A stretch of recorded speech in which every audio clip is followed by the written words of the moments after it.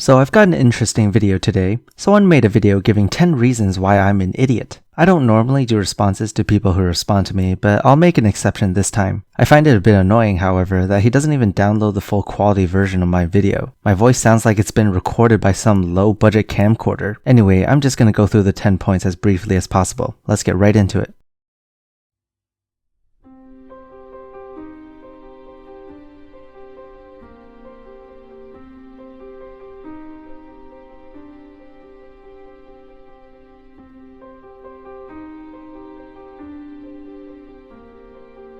Too much aluminum may be bad for us and it can be toxic, but our body's pretty good at dealing with it. Again, just like formaldehyde, there isn't nearly enough aluminum to cause any real damage. Whether it does a little or a lot of damage, I want no damage to my body at all. Okay, dumbass? No damage at all. That's great. In that case, stop eating salt, for example. Salt will increase your blood pressure. Sounds like damage to me. Oh, and while you're at it, why don't you just stop breathing too? I mean, the free radicals from the oxygen you breathe in is doing some damage to your DNA. Aluminum in vaccinations is very safe. It causes a bit of agitation to trigger an immune response. The minuscule amount is negligible in terms of any harmful effects it could cause.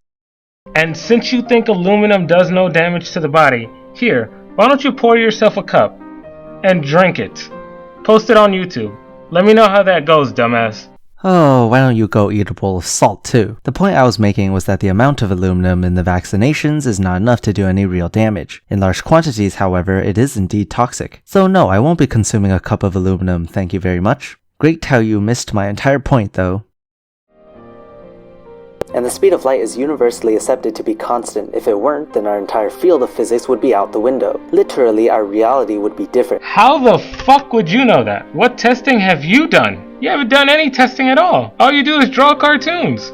This doesn't need to be tested for us to know what would happen, genius. The speed of light is an important concept in our field of physics. It is involved in multiple different laws that can predict the patterns of the behavior of the universe. For example, the Doppler effect, the relationship between wavelength and frequency, the energy of a photon, and King Crocoduck's favorite, Maxwell's equation. These equations, if we go into more detail, would alter the physical laws of the universe if the speed of light weren't constant. King Crocoduck has a great video on this, but I'll summarize his points here briefly. If the speed of light were to increase or decrease, the other constants would also have to change to compensate, which are the electric and the magnetic constant variables. Changing these too much would result in a universe that essentially wouldn't function in the way that our universe does, and perhaps wouldn't even have structure at all. That's what I meant by our entire field of physics being out the window. We wouldn't even be here to exist if that were the case. We don't need to actually change the speed of light and fucking test it in order to know what would happen. All of this is predicted mathematically through our physical equations. Moving on. I don't need to know the guy personally for me to know that his belief system isn't based on evidence. You're a Christian yourself, aren't you? So I can tell that your beliefs of God are not based on evidence. If you think you do have evidence, feel free to fucking present them. I'll wait here. Are you a fucking idiot? There's a goddamn dome over the fucking earth. Like, there's no excuse for it. There's no excuse. God exists. End of story.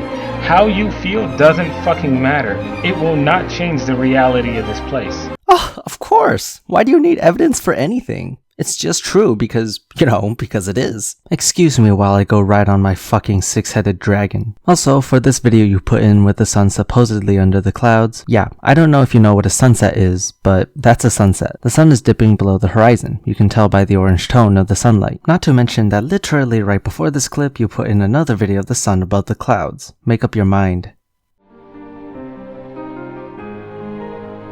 What I said was that reality can be harsh, it can be cruel, and when people adopt religion to escape this harsh reality, they will tend to dwell themselves within religion and relinquish any efforts to discovering what this truth is. This is what I meant by escaping truth, because we don't actually know what's out there yet, or what happens after we die, or if there's really anyone out there watching our backs. But to turn away and not look for this truth and instead submerge yourself in the waters of religion is escaping truth. Okay, so let's look at this logically.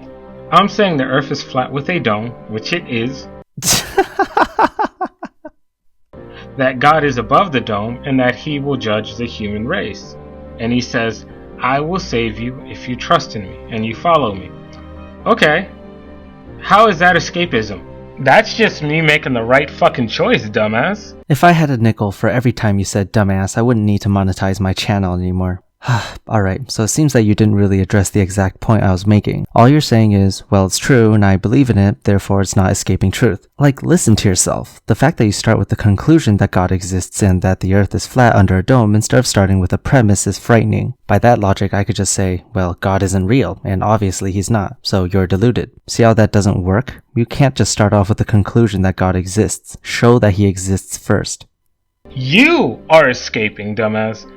The earth is flat with a dome. You don't want to accept it. God is above the dome. You don't want to accept it. God said he's going to judge you. You don't want to accept it. You're trying to escape all of it. You are a scared little bitch. Oh no, I'm so scared. He called me a bitch. And yes, evolution is pretty much true. I'd say about 99.99999%. It is part of science as well, and the fact that you don't believe it and believe in all other parts of science, which I'm assuming you do, just means that you're just cherry picking whatever doesn't fit with your worldview. That makes it pretty clear that your worldview is probably not true. I love this fucking idiot. He says the Bible isn't true, but he says evolution is true. But if I was to ask him where evolution came from, he'd probably say something like Darwin. Or maybe before that, a little bit before that. But the reality is, evolution came from the Anunnaki, the Sumerians. Pretty much the same time of the Bible. Wow, that's a really old video you pulled that clip from. Back when I talked really slow and made pretty bad arguments because at the time I put almost no effort into my videos. Anyway, about your argument, the pure unmodified definition of evolution, that species change over time, had many roots, such as from the ancient Greeks or the Chinese, or whatever culture you were referring to. But modern evolutionary thought, using it to map the history of life and how it pertains to natural history, began right before the 18th century. I wouldn't even call them the same idea. Plus, what does this even have to do with whether or not it's true? The origin of an idea doesn't determine its validity. And the reason you believe it is because you were indoctrinated in school. And also because you didn't study your history, you dumb fuck. This sounds like something someone who didn't go to school would say. I mean, have you graduated from elementary school at least? I bet the math you learned in school was also indoctrination, wasn't it? You have nothing to show. You literally have nothing to show. I'll give you an example. One time a guy said to me, he knows what the sun is made of. And I told him, hey look, you do? What is it made of? He said it's made of hydrogen, helium, carbon, nitrogen, oxygen, and other elements. And I asked, how can you prove that? He said it's on Google. And this is the problem. You just believe what they said, instead of actually trying to prove it physically. Oh yeah, well actually that's already been proven. Okay, so there's this instrument called a spectrometer. In short, it can refract and disperse light so you can see the individual wavelengths that make up that light. Essentially, you can just see which colors are missing from the light observed and determine the emission and absorption spectra. Every element in the periodic table has a different fingerprint. They look different under the spectrometer. And guess what? Anyone can perform spectroscopy, especially to determine the element composition of something. You can even build your own spectrometer from scratch. It's so easy. I'm not going to sit here and explain to you how to do it. I'm just telling you that it's very simple and you should go try it yourself instead of staying ignorant. Yes, it's a very good question. Adam and Eve producing all of mankind is not consistent with what we know about science. Not to mention that this happened twice. Remember Noah's flood? Yep, the Bible contradicted biology not once, but twice. Alright, dumbass. Let's make this real simple. Man and woman come together and they make babies. You can't get more simple than that. I don't care how many kids they had, as long as it's a man and a woman coming together having kids, and we are all here now. There, that's enough for me. Really? That's it? You didn't even bother to watch any other part of that video where I explained why reducing the human population to single digits would not be feasible and that the human species would go extinct? I shouldn't have even bothered with your video. It's terrible. And speaking of terrible, the last 2 points you made against me is not really worth me responding to. Wow, I'm getting lazier and lazier every time I upload a video. You guys can check out the original video if you like. I'm done.